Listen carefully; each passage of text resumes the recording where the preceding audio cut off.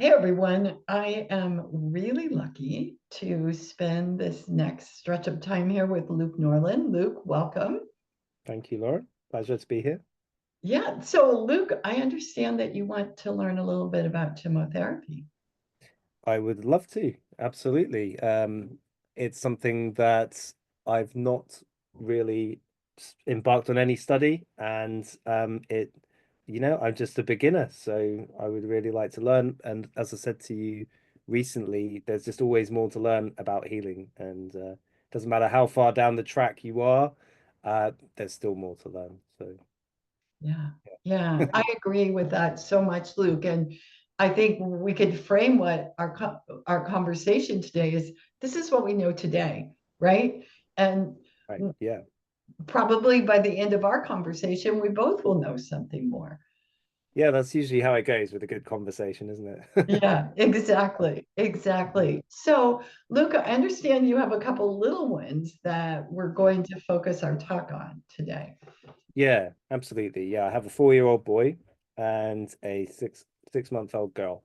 And Okay. because, well, whatever, but there's a lot of flu going around this winter, and we have been struggling with illness. It goes round, as you know, it goes round the family members Yeah. and you just Yeah. end up being under the weather for like weeks. And so, support through that would benefit me, and it would benefit many people who don't know about gemmotherapy yet, I think. Yeah, great. Well, the extracts that I'm going to share with you today are specifically for cold flus and viruses. And I particularly chose ones that are absolutely fine to use with children, even as young as a few days old. Mhm. Um, so I'll mention as we go through each one what the limitations might be. So, But I thought it would be interesting because you're coming to this with the lens of a homeopath. mm, And I want to bring this new lens of gemmotherapy in because the two modalities, although very complementary, have a very different action, right? yep, yep, And so when we're looking at a acute, and I want to make sure for our audience that's understood that this is something that's come up. It's fast moving. It's not a hugely. cough you've had for 6 months and is lingering on. This Mhm. is something that has just arisen, and we'll focus on those cold, flu, and virus symptoms. Doesn't really matter what it is diagnosed as. It's a No. matter that it's coming in and fast moving. So the first thing that I like folks to understand is at the onset of things, what's happening in the body from my lens is a conversation. And Okay. the immune system's having a conversation with the pathogen and Yeah. saying, hey, who are you? Do I Mhm. want to bring you in and make me stronger? Mhm. Or do I want to neutralize you and eliminate you? Mhm. And so while this conversation is going on, Mhm. we're already going to begin experiencing something. Mhm. Mm. For sure. Yeah. Yeah. So Yeah, what I sort of when you said that, the thought that I had was that for a very young person, they need those experiences for the immune system to grow and get stronger, right? So they're going to let them in. absolutely, Yeah. absolutely. Mm. And actually, Luke, as you know, we all do, right? But particularly Yeah. our young children. And that's why Gemmos are so valuable for parents because it's something they can have right at home. You get a small number of them, 5 or 6, and you can address a number of things. But I want to go back to that conversation that is happening. I've come to understand there are three things that we will experience. And the more as in our adult mind, we can become aware of this, we can teach our children to notice these things that we're going to see a decrease in appetite. Hmm. We're going to see a decrease in energy Hmm. and a decrease in mood. Yeah. So those are the three lenses that from chemotherapy we're always going to look at is what's happening in those areas, because those are also the indicators we're improving, and that the immune system's taking charge and has what it needs to complete the task. Mm. Mhm. Okay. Interesting. So the things that I'm looking out for to help me decide which Gemmo would relate to the appetite, energy, and mood. Is that, I understood that right? Well, I think those won't be indicators of which one you select, but those would be indicators it's time to get the Gemmos out, Right, right? right. Sure, sure. So you notice that first is what you're saying before the fever arrives, or Before the fever, before there's drainage, before there's a rash, you're going yeah, to see that. And anyone that's a parent yeah, knows that, you pick the child up from the kindergarten and they have a meltdown that they don't yeah, normally don't have, and then they come home and they don't eat their lunch, yeah, yeah. and they crash on the sofa or take a longer nap. These are all indicators, right? Uh-oh, Yeah. something's happening. And if we can meet the body right there Yeah. with support, then there are very good opportunities to avoid anything even further from happening. Mhm, mhm. Okay, good, good. So it's yeah, being aware of those. Well, they do have to be subtle cues. They can be not so subtle cues, can't they? But yeah, because homeopathy, you sort of normally wait for a symptom picture to emerge Exactly. Yeah, and then you can prescribe. But that obviously leads to a more florid expression of the disease, sure. you know. Sure. And so for a homeopath, this is a great gift because we can get in ahead, right? Before things have fully come into bloom, and address things. And the ability of our a body to respond on that is going to be based on the level of inflammation we carry on a chronic basis. So Yeah. a young child is going to have a much quicker response to these Gemmos than a middle-aged person that has chronic issues and carries a lot of inflammation in their body. Yeah. Yeah, that makes complete sense. And I think that's why, you know, why children go through this process. They're incredibly susceptible because they need to be, and they have a lot of vitality. So it's the perfect time for them to experience and build that immunity naturally. But they still need support, and we as parents still need support because it's hard. Yeah, Right, yeah, right. And what the body is doing right there is the natural process of cleaning, right? It's just say, hey, this is a great opportunity. I'll take that pathogen sure. and I'll clear out whatever we haven't been clearing on a regular basis. Yeah, And so yeah, as we dive deeper into Gemmos, if your interest continues, we'll talk about elimination and what a key um, focus that is for our body's ability to move through challenges with pathogens. right, right, yeah. Yeah, that certainly makes sense. And the homeopath in me thinks that, whatever miasmatic load is being carried, Yeah, it's yeah, that's another reason why you need those acutes when you're young, because it is that opportunity to burn away, if you like, some of that genetic inheritance that could otherwise develop into chronicity. And yeah, yeah, yeah. So we're going to start looking at these Gemmos, and I want to introduce you to two terms that we use with Gemmotherapy. It's also used in the herbal world, and that's a tonic or a harmonizer. oh yeah, okay, And the Gemmo itself is not a tonic or a harmonizer, but each Gemmo has tonic actions mm-hmm, and harmonizing actions. mm-hmm, okay, So we're going to start breaking up those actions today as we look at those. And we'll take black currant as one to get started. And black currant, all of its actions happen to be tonic actions. mm, But we'll have extracts that I'll share with you today that some of the actions are tonic. and some of them are harmonizers, and you'll begin to see that split. But let me talk to you for a minute about these terms, because I like to create a picture around them. Yeah. And for me, a harmonizer is like that friend that comes to you when you're in a crisis and hangs out and says, hey, what is it you need right now? Mm. Do you need to get out and take a walk, or do you need to just sit here? What do you need? And I'm going to help balance that with you. Yeah. Right. So we all need that friend in our life, right? Yeah, definitely. Definitely. And they're asking you a question for you to respond to in some way. Yeah. Yeah. What's coming up for you right now? And so these Yeah. harmonizing actions and Gemmos actually are using plant intelligence on the different systems that they're harmonizing to to come in and say, what's needed here now? Mm. Okay, so the harmonizers can be taken for longer periods of time.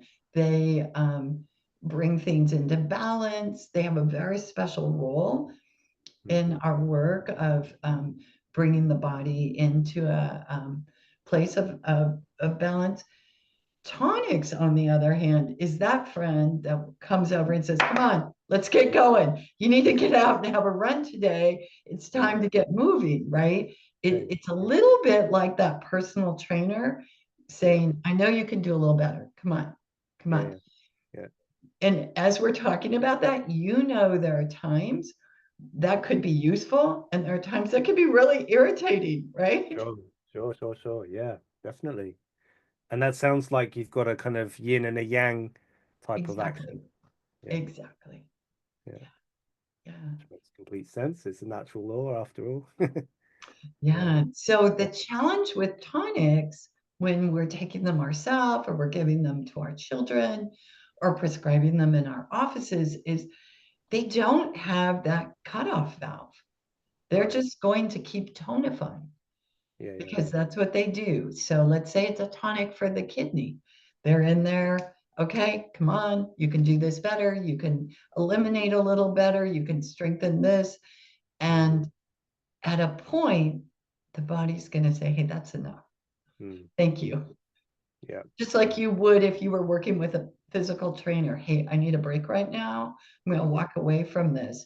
And I think one of the things I love about learning these is it brings us into this whole level of self-awareness that our Western culture doesn't embrace, that there is a season for everything, and there is that time that it's time to drive ourselves, and there's that time to pause and come into balance.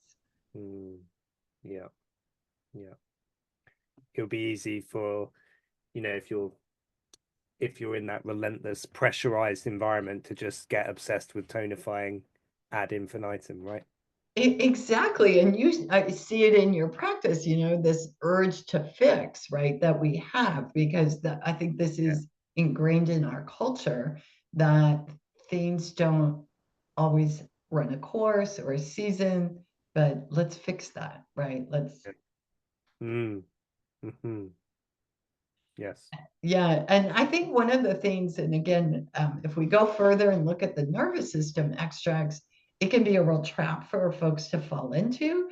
Hey, I'm feeling a little sleepy and groggy today. Let me grab that tonic and push myself. Well, one day of that's not a big deal, but you do that 3 days in a row, and it's going to feel like you're being pushed behind by a truck, right?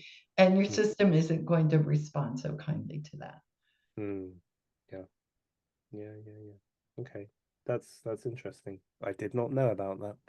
Okay, Yeah. so when we get into the talk, that'll be a lens we look at. And then just the final note is looking at dosing. And Luke, if you begin, or anyone that's listening to this, to dig in out there in the world of gemmotherapy, gemmotherapy came into existence through allopathic physicians.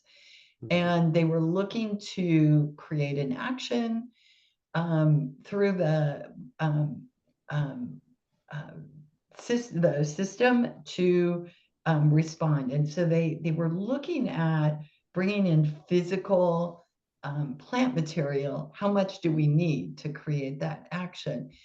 And so the old school, as I would see it, is very high doses of gemmotherapy extracts, 50 drops, 20, and then we kind of work down to 25. And when I began working with this within my community and hundreds of practitioners, we began to see that it just wasn't necessary to take these large amounts. I have a theory that gemmotherapy ended up, and the trainings ended up in the hands of a lot of producers of the extracts. And so why wouldn't they want you to use a higher dose, right? Yeah. Is there a problem with you using a higher dose? I think what I've come to understand is that there's a point that the benefits really max out. Yeah. Yeah. I remember when I was being taught homeopathy and we talked about repeating the remedy at the same potency, and it's like you've got this plug that you start to fill, and at some point you filled it and then the rest just starts spilling out. So what's the point? Yeah, that's a great picture. Exactly. And I think this is true for gemmotherapy. And so just as a disclaimer, folks that may be coming from another school of thought of gemmotherapy, my dosages may appear very low. And what I could say of my decades of working with this is it works at these low doses, right? I think what they found in the labs recently is for some very deep pathological issues and a deep bacterial infection that's gone into secondary infection, higher doses may be useful, but that's not what we're talking about here. We're talking about simple cold flus and viruses with children. All functional disturbance, so yeah, not pathology. Yeah. So are Yeah. you ready to dive in, or do you have any questions that we need to cover? Oh, no. Consider my whistle as wetted. Great, great. Well, Luke, I want to just introduce everyone, and I'm not going to keep this screen share on for long, but I just want to share this idea of a wheel because my experience is that healing is circular and it's not a linear process. And so we're always going around in a circle. I use this wheel for when I talk about chronic care and the nervous system. This is just looking at a process of an acute incidence. And so what we talked about is we begin to see this first signs of a cold flu or virus, and it's going to come in the form of lowered appetite, energy, and or mood. And so there are extracts that we have for those first signs of an illness. I'm going to give just a quick overview and then we'll dive into the extracts themselves. But these are extracts that you would take and pulse them throughout the day just to help the body make that decision with the pathogen and eliminate it. Then we have a large group of extracts. We'll go into a handful of these today that help once the body begins producing phlegm and expelling it. And in gemmotherapy, I refer to this as the period when it begins cleaning through alternate exits. So we've got stuff coming out the nose or the ears or up through the bronchi or lungs, maybe on the skin, maybe loose stools or vomiting. So things are coming out otherwise than through the kidneys and the colon. Right. So that period, we can often in the cycle right there, we get there, and especially with children, we have a good set of Gemmos, we can get to work, and things just work. From the homeopathic lens, I think this next area is actually when I would bring a remedy in. And that's when things go a little deeper. and we're not seeing improvement in energy, appetite, and mood. It's just plateaued, and day to day, we're not getting better. In fact, maybe we're getting a little worse. Energy's dropping. And then we bring in deeper acting Gemmos that engage the circulatory support. And we learned these particularly well during the years of COVID. And they were extremely helpful in keeping folks out of the hospital and moving fluids that would normally create a deep congestion, which was what was getting folks into hospitals. And then we have this period of convalescent, which again, in Western culture, we don't pay a lot of attention to. Once symptoms are gone, we're off and running. But this idea of coming back in, checking in, what does the system need now to support things further? And at that point, we're looking at Gemmos that work with the state of elimination and build the immunity for preparing for the next episode. And you have a couple from each of those areas that I shared with you. So I'll stop sharing the screen now and we'll just dive into what do we do at that first onset, right? You picked up Jasper, he's a puddle. Actually, let me ask you, what do you notice first in Jasper when you know he's coming down with something? Yeah. Probably like he starts to throw the fever quite early. You would get the heat coming, quite soon, I think. And in general, his emotions are pretty massive. So you would see, a big meltdown probably. Or, as you said, um, he would just leave his food and flop on the sofa. I mean, naturally, that is what he would do after a day of nursery anyway, because he Okay, doesn't have that sacral motor sure. giving endless energy. He needs to just flop out. But he would be extra floppy, totally uninterested in food, and probably you get, redness on the face, and yeah, redness or peakiness. Yeah. Um, So yeah. for you, that him turning away from food, could that be a good indicator for you? Yeah, he's fussy about food anyway, but it would be like, even like pasta with pesto Yeah, or, the go-to thing would be, yeah, yeah. yeah. You can't please him. Yes, yes. That would be Yeah. a good indicator. Yeah, Yeah, definitely. yeah. So I think that's a good thing though for parents. It's not about being fussy, which a lot of young children are. It's even their favorites they're turning down, right? Their go-tos, or even, a popsicle or something that you might offer because their system just Oh, is. yeah.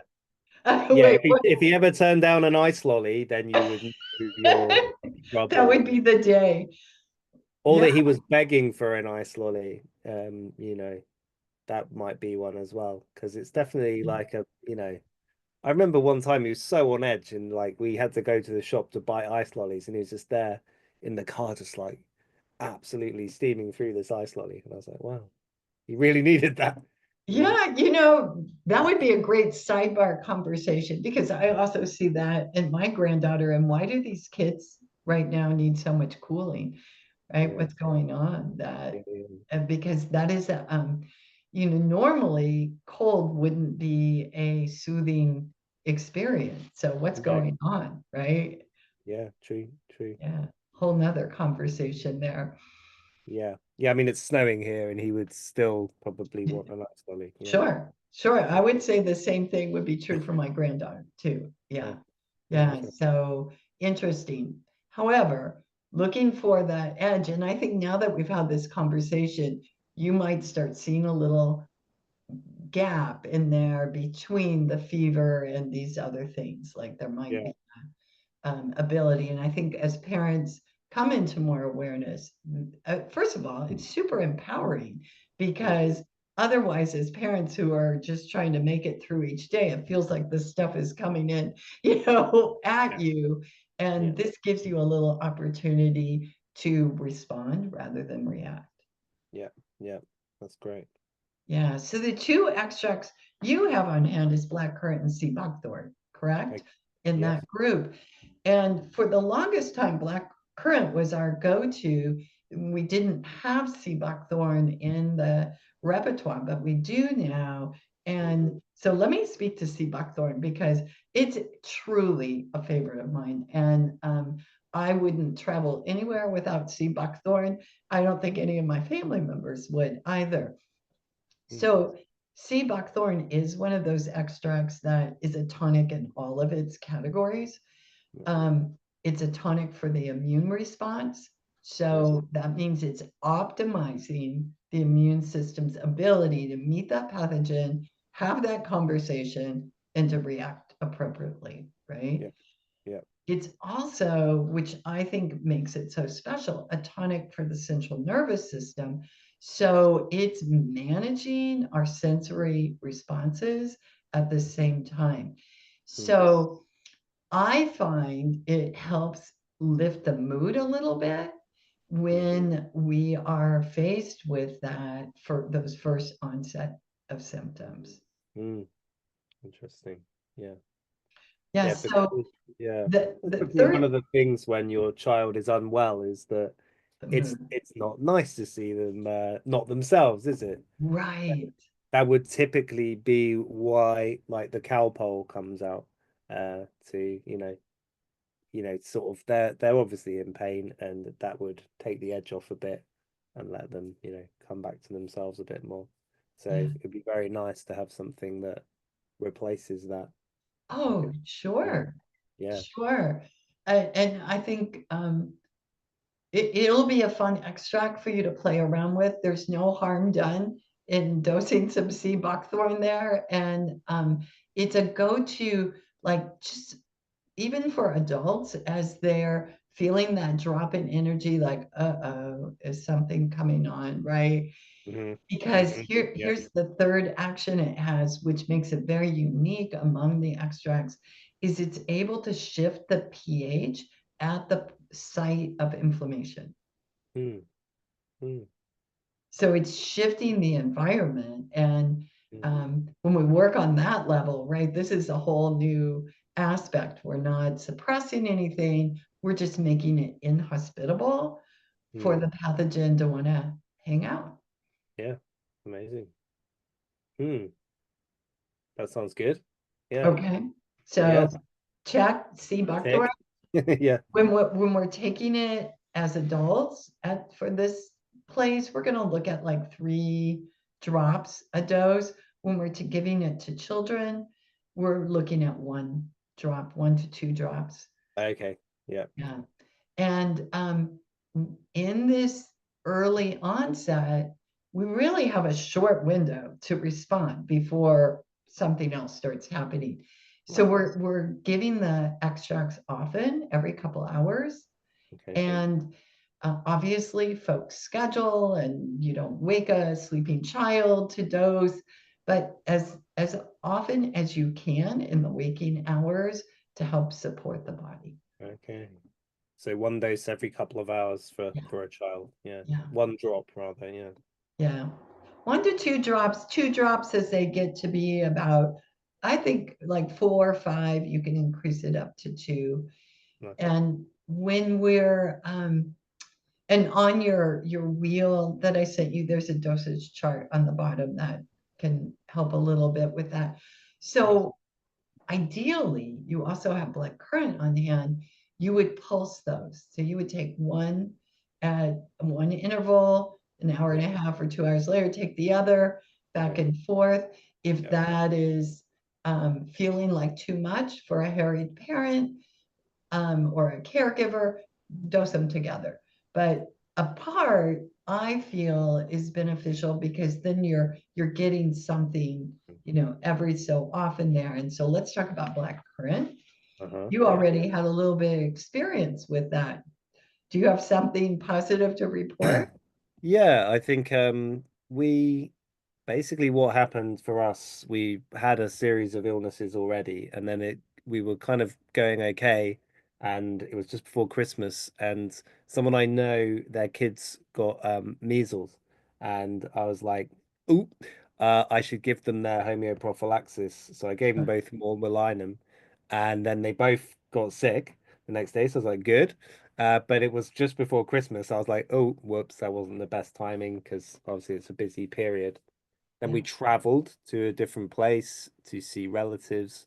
And then the next day after that, a busy day of traveling and hanging out, Jasper then had a big fever that lasted like 3 days. And he obviously picked up something while he was still processing the morbillinum remedy. And then, yeah, so then I was like, I need to just, keep myself going. And your package arrived. So that was when I started taking the black currant. And I haven't, succumbed like I did probably a month ago. I was just, out, I had the fever too and was out for a couple of weeks really, of low energy. Yeah. So that has not happened again. And I've just been taking, I think, a few times a day, maybe like five, Perfect. 6 drops. Yeah, Yeah. yeah. Yeah. Very nice. I Very nice. carried on with my vitamin D and my reishi, but yeah, it's been good. Yeah, Good, good. Well, let's look at what its action was yeah, and yeah, see if that makes sense. So, uh, again, black currant would be one of those can't do without extracts, and um, it is a tonic that resolves states of inflammation. So it has that ability, but there are several extracts that do that. So what makes it stand out specifically? It's a tonic for the autonomic nervous system. And interestingly, what it does, it optimizes the sympathetic state. mm, So when we're in an acute state and we're having that conversation with the pathogen, our autonomic nervous system detects yeah, stress, right? And goes into a sympathetic state because that's what it's designed to do. mm, And there are a number of actions that are occurring. And one of those is an inflammatory response, right? yeah, Um, and what black currant does is it doesn't suppress the inflammation like many of our over-the-counter medications does. It says, hey, do your job, do it well, and be done, mm, right? yeah, And it gives the systems the power to do that. It gives adrenal support. It's an amplifier for any other extract that you pair it with. okay. And again, it's resolving the state of inflammation. Okay. Yeah, that makes sense because the first indicator for me is usually a sore throat is coming. And then I'm like, "Ooh." Yeah. Yeah, but now, Honestly, yeah. Normally you would just think I need a good night's sleep, but that ain't gonna happen with a 6 month old, right? So no, yeah. And with ill kids as well, it's like, yeah, you're not gonna sleep very sure, well. So sure. yeah, so yeah, that makes sense. Well, But and I it think seems to me like from what you first showed is that I shouldn't be continuing with blackcurrant now because I'm not in that stage anymore. you don't need it. You don't Yeah. need it. However, It Luke, tastes good, so I still it still take tastes it. great. Yeah. And there's a side benefit that you're getting and that you could take it once a day. What it does, it is an integral piece to a daily nervous system protocol because of its tonic action on the autonomic nervous system. And here's something that folks report is it improves focus. Mm, mm, So when we're in a sympathetic state, we're often disorganized, right? We're in movie, but there is an organized place of sympathetic that, mm, like where I am now, I need my sympathetic state to be talking to you and sharing, and I'm animated. Hopefully, I'm organized in it. And that's exactly what Black Currant offers. It allows me to stay here and not go, oh my gosh, what's the next thing I have to do and lose my place. So there mm, may be a piece to that, particularly with a sleep deprived dad, Mm. that black currant is serving a very good benefit. Okay. Yeah, that's interesting. I haven't felt so jittery from coffee in the recent times as well. So I wonder whether it's playing a part with that as well. Well, when we're looking at it for its nervous system benefits, I describe it as bumper guards in helping us retain regulation. Yeah, Right? So yeah. it prevents that spilling out into, Going over the top sort of yeah, thing. yeah, Yeah, yeah. Cool. yeah. Nice. So It's no usually the harm. first, it's usually the first thing I imbibe when I get up in the morning is at the moment is the black Yeah, coffee. Yeah. yeah. And looking at it, so what you could be using it now is not for its acute benefits, but for its nervous system benefits. And the body, with its intelligence, knows, right? This Yeah. is what's needed now, right? Sure. It absolutely depends on the process the body's going through due to circumstances, right? Yeah, Yeah. yeah, yeah. Good, good. Are you okay to go on a little bit more? Yeah. Okay, what I'd like to do is get you three extracts that work really well together. Um, when we start getting phlegm and when this starts showing Mm. up. What do you notice in your children and in the onset of phlegm? I'd say that Jasper is less phlegmy and more coffee, and Ren seems to be more phlegmy and more Okay. mucusy. She takes maybe more after me because I'm very much like that as well. Coughs don't usually linger, but like the mucus will just be there for weeks and weeks and weeks to a greater or lesser extent. And You know yeah, what? You've just met your best friend with these Gemmo extracts then, because yeah, yeah, that's what they do so well, right? They're yeah, moving, they're helping the body move out. So the first extract I want to introduce you to, so now we've moved up the wheel to cleaning through these alternate exits. yeah. This is kind of a foundation extract in this section, and then we add or take away depending on the symptoms to it. And we create what my clients used to call the holy trinity of a group of three that work really well together, that in an acute circumstance, you might take a couple times a day, but all three together benefiting from their synergy. So Mm. that first extract is common alder. Yeah. It is an extract that's particularly useful at the onset of the phlegm. And what it does is it is a harmonizer. It's a Mm. fluid harmonizer. Mm. So Mm. it's Mm. looking at that fluid coming in and making that determination, what's useful here, what's not. Right. And it helps the body absorb it. Yeah. And in that action, it prevents scar tissue. So a lot of times when inflammation, particularly in the lungs or throat, remains into Mm. that chronic state, then we risk scar tissue being built up. Mm. Mm. Yes. Yes. That touches upon something for my wife who, heartburn has been a sort of lifelong thing, and yeah, it runs in the family too. But recently that's got a lot worse, and she saw her homeopath, and he said maybe there is scar tissue. You should Mm. see a doctor because at the moment it's a struggle to eat because it feels like it's kind of clamping over. Um, so yeah, said she needs to maybe get an endoscopy even to see what's happening with that.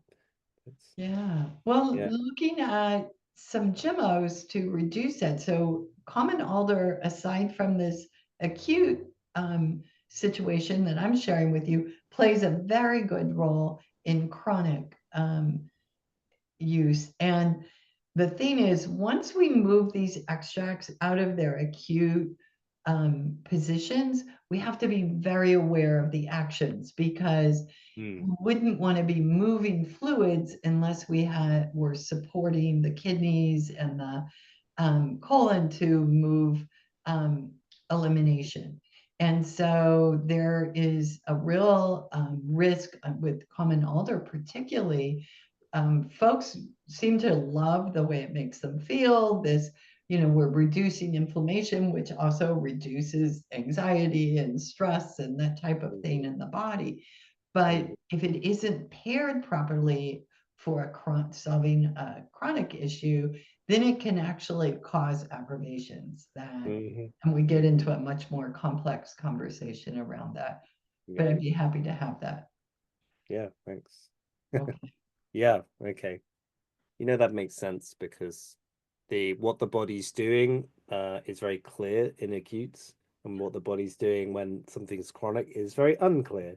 So exactly. yeah, Exactly. And we have to be really careful in those chronic situations where we're pushing, right? And so and that everything's supported, particularly we don't start clearing things in chronic conditions unless we've optimized the body's ability to eliminate. Yeah. And then that's actually when we do get issues here. Right. Yeah. Yeah. Yeah. So back to its use for colds, flus, and viruses, it is often partnered with black currant. So you know what black currant does. So we've got this tonic action of black currant and its optimization of the sympathetic state. We pair it with a fluid harmonizer. Yep. Then we add a third extract, and the first third extract that we want to consider is dog rose. Dog rose, yeah. And dog rose, again, it's a tonic for the immune system, which that's why all these are considered acute extracts. But its special superpower is that it mobilizes the macrophage cells. And so it has this really special ability to start destroying pathogens. It, in addition to that, it resolves inflammation in the mucosal linings. So whether we're talking about ears, eyes, nose, this is where we're working. We haven't started addressing anything that's happening yet in the throat or bronchi. Right now we're looking up here, eyes, ears, head. Yeah, okay. Nice. So that's dog rose and common alder and black currant. So we've moved out of that. I'm taking sea buckthorn and black currant, alternating. Now we're like, oh, there's something happening. Let's address that. So we pair those together and we can take them 3 or 4 times a day. Yeah. And you would alternate pulse between them. No, actually, there's a special synergy when they're taken together. So now that we've moved into this cleaning through the alternate exits, we're going to pull these together and take them in a glass of water, taking them 3 or 4 times a day. Right. Got it. Yeah. Nice. And with the say blackcurrant, sea buckthorn for a kid, and they're having 2 drops, what do? Put the drops on a spoon and just... No, that's a great question. When we're dealing with 1 and 2 drops, they can go right in the mouth. And unlike homeopathy, this is absorbed into the bloodstream and we're not worrying about food or drink. No. It could also be put in juice. It just depends on the child and their sensitivity. It could be put in tea as long as it's not boiling. So there's a lot more flexibility with how they're dosed. My granddaughter loves the taste of them, always has. And the biggest fear is that she likes to dose herself. So we have to be aware of that. Yeah, it's super yummy. I can imagine. Yeah. So you've got this, first group, blackcurrant, sea buckthorn. Now we know, we've got phlegm here in the head. And I'd like to share one more, Luke, before we close out today. And then hopefully we'll have an opportunity to come back and talk about those deeper acting extracts. So the next thing that happens to folks, if they are the type where it starts here is a sore throat. Sure. There are other folks that they feel it here first, and it sounds like that may be something that Yep. speaks to you. So black honeysuckle is the extract to consider. And so the way we could look at this is we've got this common alder, dog rose, and black currant together. Mm. And if the congestion's still here and we're still having mucus, then we might pulse those with black honeysuckle. We could Okay. do that. Okay. Like homeopathy, this is an art, right? We're going to figure out what works for what person. What I Yeah. do know, and a rule of thumb is when we're combining and taking all together, I have personally found 3 is the limit Yeah. because Gemmos act as a message, as a reminder to the body. And we all know what it's like to be reminded by several different people at the same time. Mm. Doesn't feel very good. And so what we end up doing is we don't hear anything. Yeah. And I find that the body responds in a similar action. It's like, I can't do all those things at once, so I'm just not going to do anything. And I've Yeah. seen that happen. Things will just shut down with Gemmos, and elimination will shut down. It's like the systems go on strike. Yep. Yeah. Yeah. Interesting. And 3 is just a magic number, isn't it? It is. It is. I, I have to say, I always dream about 3s in my dreams. So it Yeah. is a powerful number. Really is. In fairy tales, in the I Ching, in human design, in homeopathy, the miasms, in religion, the Yeah. Trinity, Yeah. everything, really, isn't it? Yeah. So we need to work with that ancient wisdom while Yeah, we have access to some new tools here. exactly. Yeah. Let me share just a bit about black honeysuckle and then we'll close out. Everything that I've mentioned, all the extracts I've mentioned, can really be used from birth. Mhm. We hold off to 3 months before we use black honeysuckle, and here's why. It's a liver tonic, Okay. and we need to be very cautious of pushing a young child's liver. It, and once a child hits 3 months, you can use it acutely for short periods, like a week or 2, but no more than that. If Mm, we're going to use black honeysuckle on its for its chronic benefits, we wait until a child's 3 years old. okay. But here are all the other wonderful things it does. It is an excellent extract to take at the start of phlegm. It's a tonic for the liver, it's a tonic for inflammatory states, and it thins phlegm. Mm, So the interesting. benefit of pairing it with common alder that absorbs the phlegm and Mm, helps the body regulate it is mm, black honeysuckle thins it, mm, making it easier to work with. It increases fluidity in the body at a time where elimination often slows down by the second or third day of an acute cold flu or virus, and black honeysuckle will help things move. wow, that sounds cool.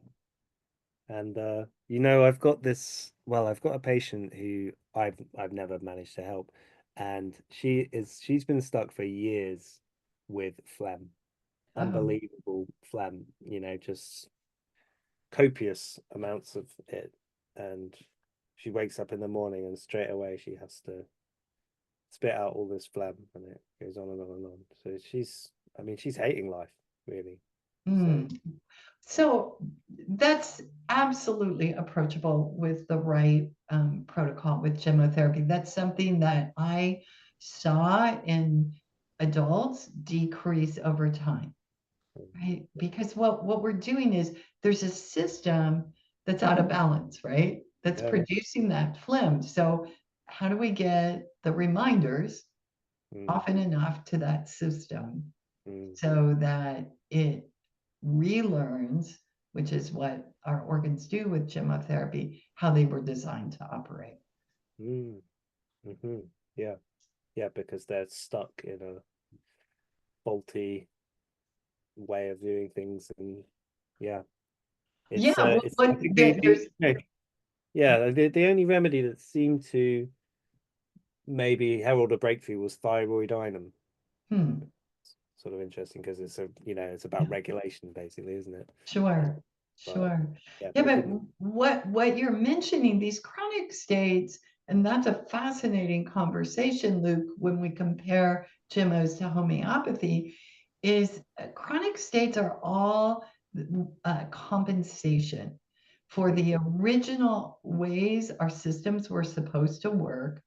Yeah, We begin compensating. And that's why working with children with Gemmos is such a beautiful thing, because we are preemptively preventing yeah, chronic situations from developing. And I know homeopathy also has a big hand in that.